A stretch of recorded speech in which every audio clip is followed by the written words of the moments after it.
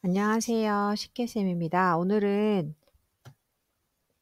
미술에서 가장 중요한 부분일 수 있는데 미술 감상을 통해서 조금 학생들의 인식 능력이나 감상하는 태도가 편협되지 않고 확장될 수 있도록 인식하는 눈이라고 하는 작품 감상과 비평에 대한 태도 수업에 대해서 진행을 해보려고 합니다. 인식하는 눈 수업의 목적은 편협된 시각, 자기중심적인 생각 탈피, 미술을 통한 인식의 확장과 재구성, 다양한 대상을 이해하는 인식 확장 미술 감상 및 표현 수업에 대한 목표를 가지고 접근을 하였습니다. 이 작품은 페터 바이벨이라고 하는 독일 작가고요. 제가 굉장히 좋아하는데 이분이 현재는 돌아가셨어요. 2년인가 3년 전에. 근데 젊을 때부터 아주 젊으실 때 그때 동독과 서독이 와해되지 않았을 때였죠. 그 장벽이 무너지지 않았을 때였어요. 그때부터 이분은 어, 뭐랄까요. 편협된 시각을 혹은 자기만의 어, 아주 뭐랄까요. 고립되고 좀 그런 옛날에 그 독일이 갖고 있었던 그런 문화들에 대해서 조금 반감이 많지 않았나 저는 생각해 봤어요. 왜냐하면 국립현대미술관에 작년에 제가 이분의 전시를 보러 갔을 때 그런 생각을 많이 했거든요. 아, 끊임없이 자기가 어, 어떤 생각을 탐구하고 확장된 시선을 가지려고 하고 여러 가지 새로운 상황에 맞닥뜨려져서 어, 변화, 그리고 변화에 대한 다양성, 나의 생각이 많이 옳지 않다, 이런 다양성을 수용하게 하려는 그런 모습들을 보면서 제가 되게 좋아하게 됐던 그런 기억이 납니다. 자, 이분의 작품을 통해서 알려주고 싶은 것은 학생들은 청소년기 초기, 아동기, 후기, 뭐 초기, 초등학교 선생님들께서는 아주 자기중심적인 초등학생들, 그리고 중학교, 고등학교는 자기중심성이 가장 피크가 되는 시기거든요.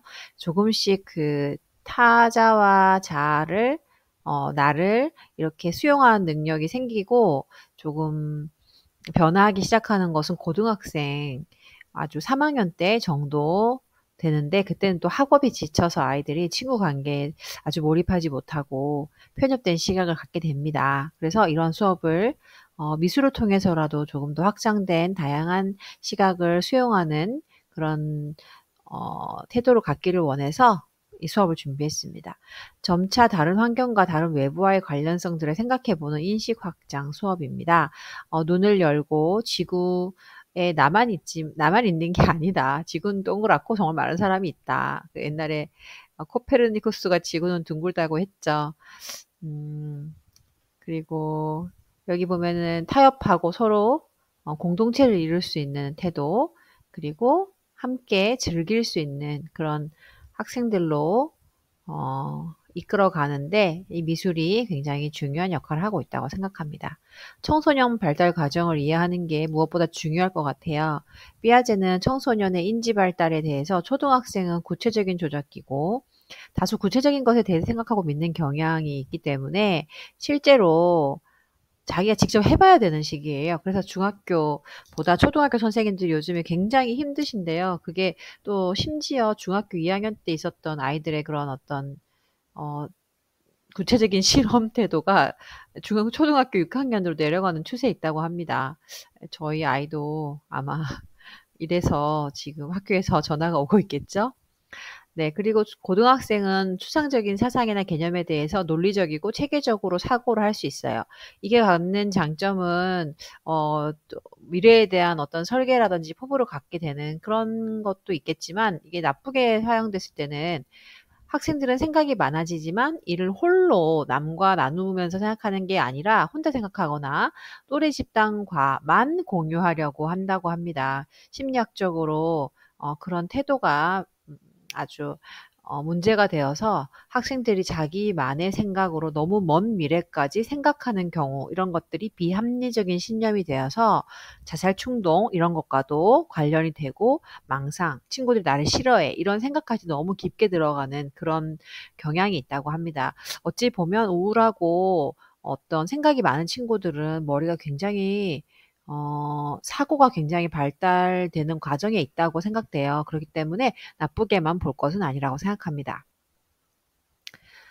청소년기 발달 과정에서 삐아제는 이 시기를 초기 형식적 조작기라고 했습니다. 중학교, 고등학교의 하나겠죠.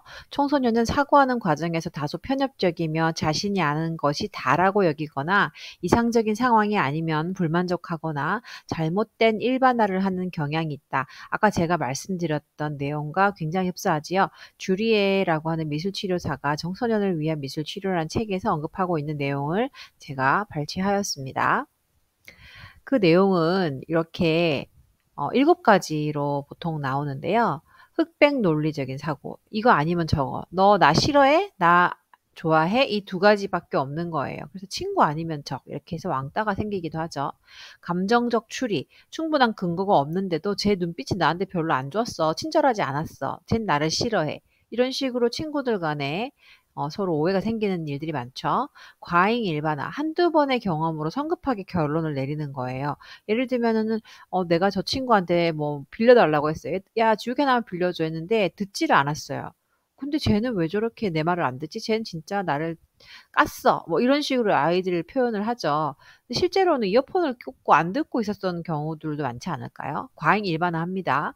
잘못된 명명, 과장된 말로 부정적인 명칭을 쓰는 거 예를 들면은 뭐 사실 그렇게 말하면 안 되지만 특수반 친구 통합반일 경우에 막 나쁜 말을 쓰죠. 장애인 이런 말들을 옆에서 하게 되면 듣는 저도 참 불편할 때가 있습니다. 그런 말 쓰지 않았으면 참 좋겠어요. 정신적 여과. 여러 가지 일 중에서 일부만 초점을 맞추고 생각하고 결론을 내리는 것이라고 합니다. 뭐 선생님이 예를 들면은 그 친구한테 100번 잘해주다가 한 번 좀 잘못해줬어요. 그러면 그것만 생각하는 거죠. 선생님은 나를 싫어하고 평소에 그분이 잘해줬던 것들에 대해 생각하지 않는다는 거죠. 당시에 지금 벌어진 자기의 기분 나쁨에만 꽂힌다는 거예요. 개인화, 자신과 연관이 없는데도 자신과 관련이 있는 것으로 생각하는 것. 친구들끼리 싸우면 자기들이 속닥속닥 할 수도 있잖아요. 근데 그게 꼭 자기를 얘기하는 것처럼 약간 망상과도 관련 지을 수 있을 것 같아요. 의미 확대, 의미 축소. 시간의 의미를 실제보다 지나치게 확대하거나 지나치게 축소하는 거. 예를 들면 왜 학교폭력 설문조사하면 여러분 아이들이 중학교에 와서도 초등학교 거를 기록하고 있는 경우가 굉장히 비일비재하거든요. 그래서 왜 학교폭력 그 설문조사에 그 향후 1년 이전이나 2년 이전의 것은 기록하지 말아라 이런 식으로 제한을 걸기도 하죠. 그래서 청소년들이 갖고 있는 특징들, 이런 인지적인 특징들, 오류들이 이런 부분이 있다는 거를 여러분도 아마 이제 알고 계실 거라고 생각합니다. 이 또한 주리에 씨 책에서 제가 청소년 미술치료에서 발췌해 왔습니다. 그래서 그 좀 다른 각도로 생각하고 세상을 크게 보는 눈을 또 미술치료사도 이렇게 아까 페터 바이벨하고 같은 생각으로 언급하고 있습니다. 내 생각엔 이것이 사실이지만 꼭 그것이 반드시 기정사실은 아니다. 세상에는 객관적인 현실도 있고 주관적인 현실도 있다. 내 생각은 대부분 내가 세상을 보는 관점이다. 관점을 바꿀 수 있다. 관점은 여러 가지가 존재할 수 있다. 이렇게 조금 폭넓고 확장된 사고를 갖게 하는 것이 이 수업의 목적입니다. 인식하는 눈의 수업의 흐름도를 보여드리면 일단 작품을 부분적으로 감상하려고 합니다. 즉각적인 생각을 활동지에 작성을 하고요. 그 그림을 보여주면 그 그림에 대한 생각을 바로 1분 내로 작성하게 할 수 있도록 도와주세요. 그리고 발표 및 나눔을 할 거고요. 발표 및 나눔 얘기를 좀 나누고 나서 이런 이미지를 좀 어떻게 재구성해 볼까 하고 이미지를 재구성합니다. 그리고 또 그것에 대해서 개선 과정에 대해서 의견을 나누는데요. 이 중간에 발표 및 나눔은 생략하셔도 괜찮아요. 바로 활동지 작성하고 뒷장 넘겨서 이미지를 재구성해 보는 그런 과정으로 4단계로 진행하셔도 무방합니다. 인식하는 눈 활동지는 제가 이렇게 포맷이 있는데요. 이 포맷에 맞게 여러분들 PDF로 같이 함께 내려받을 수 있도록 하겠습니다. 인식하는 눈 수업은 1분 감상, 1분 응답이 조건입니다. 굉장히 중요한데요. 아이들이 즉각적으로 쓰고 수업을 진행을 하는 것이 나중에 전체적인 수업의 흐름을 보는 게 중요하기 때문에 조용히 하게 하시고 아이들이 개별 학습하게 해 주십시오. 모든 별로 꼭 앉히지 않으셔도 괜찮습니다. 그래서 아이들이 개별적으로 학습할 수 있게 조용히 연필과 지우개 그리고 활동지만 가지고 선생님 PPT를 보면서 수업할 수 있게 도와주시면 됩니다. 관찰 후에 활동지에 내 생각을 적어보자. 슬라이드 하나에 바로 쓰고 1분 있다가 넘어가고 이런 식으로 진행을 해주세요. 인식하는 눈 수업은 1분 감상, 1분 응답. 아까도 똑같은 말. 이거는 계속 반복될 거고요. 이 장면이 그 다음 장면과 어떻게 연결될까? 그 다음에 이 장면과 이 장면이 이건 또 어떻게 되는 걸까? 이 엄마는 뭘 하고 있는 거지? 이런 식으로 그 활동지에 보면 나와 있는 내용이 있습니다. 예를 들면 얘는 누구지? 뭐 하고 있는 걸까? 이름이 뭘까? 우리가 이름을 한번 지어줘 볼까? 느낌이 어때? 이런 식으로 이제 질문에 대해서 아이들이 쓰게 하는 거죠. 이렇게 활동지에 있습니다. 그러면 그 다음 단계에서 이건 뭐지? 라고 물어보죠. 이 아이는 지금 뭘 하려고 하는 거였지? 얘는 왜 이러지? 이런 질문들이 이어지겠죠. 어? 그런데 이 장면은 또 뭘까? 이 여성은 뭘 하고 있는 걸까? 이렇게 또 질문이 옵니다. 그리고 이 아저씨는 뭐 하는 거지? 라고 또 나타나겠죠. 그래서 이렇게 활동지에 쓴 이야기들에 대해서 선생님과 얘기를 해봅니다. 모든 별로. 이 친구는요, 뭐, 지금 이 곰돌이를 때리려고 했는데 알고 보니까 아빠랑 엄마가 굉장히 불친절하고 아이한테 그래서 아이가 화가 나서 화풀이를 하는 것 같아요. 라고 얘기할 수 있습니다. 인식하는 눈 수업에서 더 확장된 단계로 나아갈 거예요. 그 단계까지 하신 다음에 7단계에서는 이렇게 웹사이트를 제시를 해줍니다. 제가 드리는 이 슬라이드 그대로 쓰시면 돼요. 이런 웹사이트가 있네. 이 웹사이트 본 적 있어요? 어느 나라 글씨죠? 주제는 뭘까요? 이 사람 어느 나라 사람이죠? 이 홈페이지에 뭐죠? 그 주인이 이 홈페이지 제목을 뭐로 달아놨죠? 데디 쿨 앤 마미 이렇게 보면서 이게 아주 심각하지 않을 수도 있겠다. 되게 이게 쿨하게 웃기게 넘어갈 수 있는 건가? 생각이 많아질 거예요. 이렇게 또 보여줍니다. 이건 알고 보니 그림이에요. 일러스트였어요. 이 화면을 연 사람은 뭐 하는 사람이죠? 이런 식으로 계속 질문이 확장됩니다.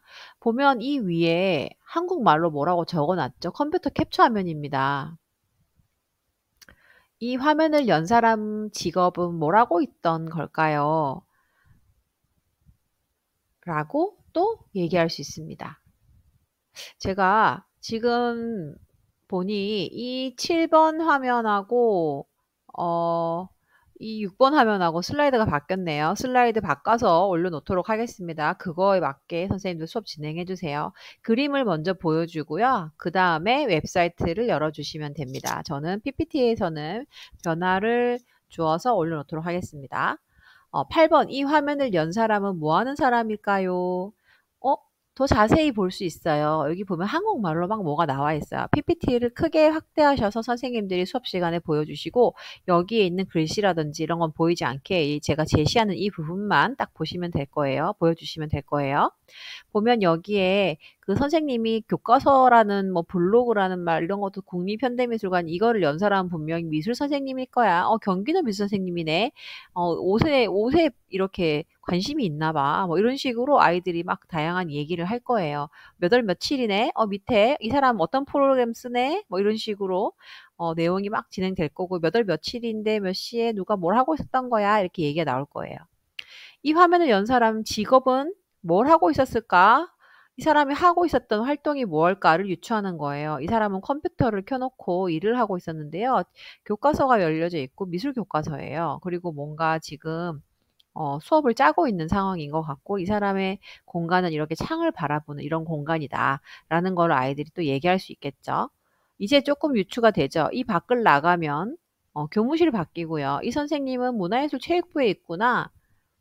여긴 학교네. 학교 밖을 나가면 여기 어떤 시구나. 남양주시라고 돼 있어. 여기 보니까 인천광역시도 보이네. 그럼 한국이네.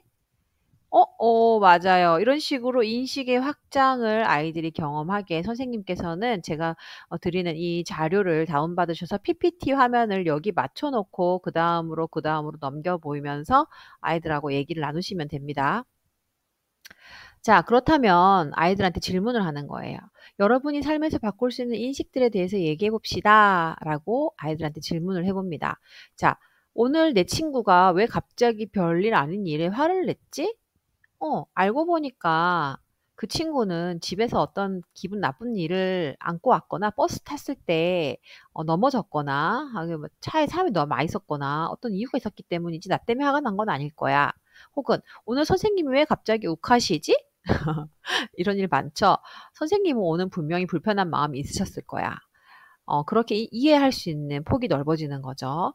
왜 늦게 들어온 아빠는 오히려 나에게 맨날 화를 내실까? 아빠 화 낼 수 있어요. 너무 속상하고 슬프니까 화를 냈을 수도 있어요. 딱 집에 왔는데 맛있는 아버지가 원하시는 반찬이 없거나 엄마가 집에 안 계시거나 여러분들이 집을 어질러 놓으셨을 때 그럴 때 아빠가 화가 날 수 있습니다. 아버지 밖에서 열심히 일하시죠. 아버지 화이팅. 자, 이렇게 인식하고 다양한 시점에서 보는 이런 활동들을 미술에서도 우리는 엿볼 수 있는데 미술사에서 보면은 피카소라는 아저씨가 이렇게 다시점이라고 해서 다양한 시점에서 사람을 표현한 이런 그림들을 보여줍니다. 이게 꼭 뭐 인식의 다양한 확장이라고 말할 수는 없지만 다양한 시선에서 대상을 관찰하고 그것을 하나로 합쳐 놓은 이런 작품들을 통해서 작가가 말하고자 하는 것은 어쩌면 어 대상에 대해서 조금 더 다양성을 가진 그런 시선으로 관찰하고 그것을 나만의 어떤 방식으로 재구성하는 그런 시선을 갖고 그런 마음을 갖기를 바래. 모든 것은 너에게 네가 만들어 나가는 거야. 이런 뭔가 어떤 울림을 주려고 하지 않았을까요? 선생님은 그렇게 생각합니다. 그래서 미술은 어쩌면 이런 사회적인 관점들을 작가만의 시선으로 재구성하는 것이라고 할 수 있겠죠. 선생님은 그래서 피카소가 굉장히 우수한 미술가가 되었다고 생각하고 지금까지도 굉장히 그림도 비싸고 사람들에게 회자되는 그런 미술가라고 생각합니다.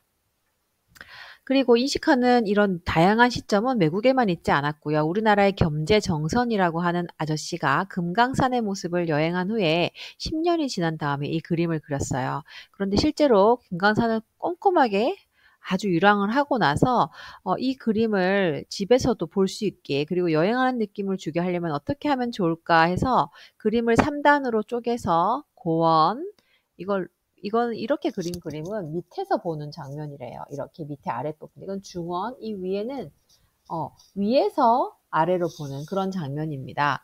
그래서 이 구조의 3단 구조를 이렇게 그림으로 표현을 하고 와유적인 감상이라고 하고요. 부감법을 써서 새가 하늘을 날아다니면서 이 금강산 전체를 구경하듯이 샅샅이 그림을 그렸다라고 하죠. 그래서 세 개의 이렇게 구성이 다 다르게 되어 있습니다. 이렇게 설명을 해주시면 돼요.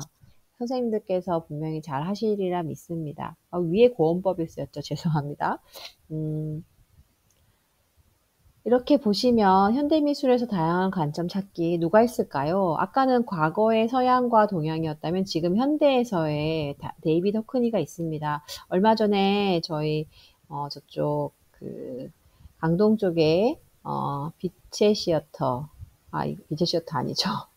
잠시 기억이 흩어졌습니다.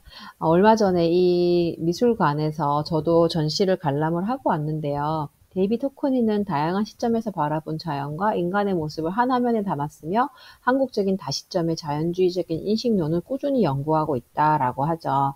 그래서 그 사람의 그 전시 제가 갔었는데요. 데이비드 호크니의 전시를 보고 나서 느낀 것은 데이비드 호크니는 굉장히 그림을 사랑했고 그림을 이렇게 다양한 시점에서 관찰하듯이 삶을 굉장히 도전하는 그런 화가였다고 생각됩니다. 이 그림 또한 위에서 아래로 내다본 것처럼 이렇게 그림을 그렸죠. 시점이 굉장히 높이 있는 시점이잖아요. 그렇죠? 이렇게 위로 올라가 있어요. 그래서 특히 이 테이블의 작품을 보시면 보통은 투시가 들어가면 이렇게 뒤로 가면서 작아지죠. 이렇게. 근데 지금은 이렇게 앞으로 오면서 좁아지죠. 그리고 의자의 시점과 사람들의 자세 시점, 이거는 여기 이쪽 방면에서 바라본 거고, 여기는 아주 조금 높은 위에서 이렇게 바라본 것 같고요. 시점이 다 다르지요. 그래서 데이비드 호크니가 이렇게 우리나라의 다시점을 서양적인 어떤 느낌으로 잘 살렸다고 저는 생각합니다. 저는 한국 사람이니까요. 그리고 인식하는 눈 수업을 이렇게 보면요. 저는 아이들이 다양한 관점으로 세상을 조금 더 폭넓게 바라보고 자기와 타인에 대해서 조금 포용력 있는 자세를 갖기를 바랍니다. 그래서 이런 수업을 준비했고, 사물이나 현상을 관찰할 때 그 사람을 보고 생각하는 태도나 방향 또는 처지를 그 사람이 생각하는 어떤 사고방식, 그런 걸 관점이라고 하는 거죠. 그래서 태도와 방향이라고 합니다. 우리가 미술 수업을 통해서라도 애초에 고민형을 봤을 때와 고민형을 봤을 때 이 아이를 봤을 때 이 아이를 욕하려고 했었으나, 알고 보니 그 엄마가 그 아이에게, 알고 보니 그 아빠가 그 가족에게, 이렇게 어른들이 아이에게 주었던 어떤 영향력으로 인해서 아이의 마음이 이렇게 강팍해지지 않았을까 하는 좀 더 확장된 시각을 가질 수 있다면, 나와 내 친구, 이 모든 것들에 조금 더 호영적이고 관대한 시선을 가질 수 있지 않을까 합니다. 아까 말씀드렸다시피 관찰하는 것은 작품과 관계, 사람과 나와 너의 관계를 조금 더 줌인, 줌아웃 하는 것으로서 유연함과 포용력을 키우는 관점 넓히기 과정입니다. 그리고 그 활동이 다 끝나고 나시면 뒷장을 넘겨서 그냥 A4 용지, 활동지 뒷면에다가 그림을 그리라고 한번 해보세요. 이 그림을 최소한의 변화만 주어서 완전히 다른 느낌의 너만의 생각을 표현할 수 있는 그림으로 바꿔봐. 여기서 핵심 포인트는 최소한의 변화입니다. 최소한의 변화를 주어서 그림을 최대화로 변하게 할 수 있다면 그 친구는 굉장히 작은 자기의 노력이 타인에게 큰 영향력을 줄 수 있다는 어떤 사회 정서적인 확장된 시선 혹은 태도를 가진 아이가 되었다고 말할 수 있습니다. 그래서 최소한의 변화를 한번 줘서 그림을 재구성해봐라. 그림은 잘 그리지 않아도 괜찮다. 이런 어떤 조건을 제시해 주시고, 이것이 어떻게 그려졌고 왜 그려졌는지에 대해서 이유를 다 얘기해 주세요. 망치를 꽃과 사탕으로 바꾸었고, 자신의 성취가 아닌 공동체의 조화를 가져라. 뭐 그런 의도로 담았다고 해요.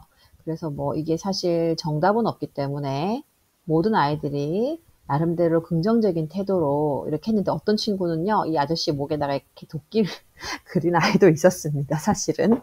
그래서 이것을 선생님들께서 아주 긍정적으로 잘 풀어내 주신다면 아주 훌륭한 수업이 될 거라고 생각합니다. 자, 생각을 정리하면서 이렇게 그림 한번 보세요.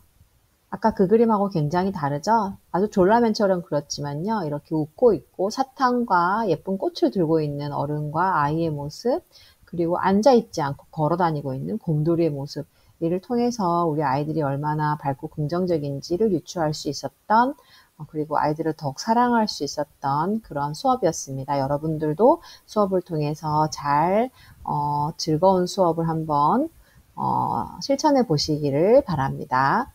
지금까지 식혜 선생님이었습니다. 시청해 주셔서 감사합니다.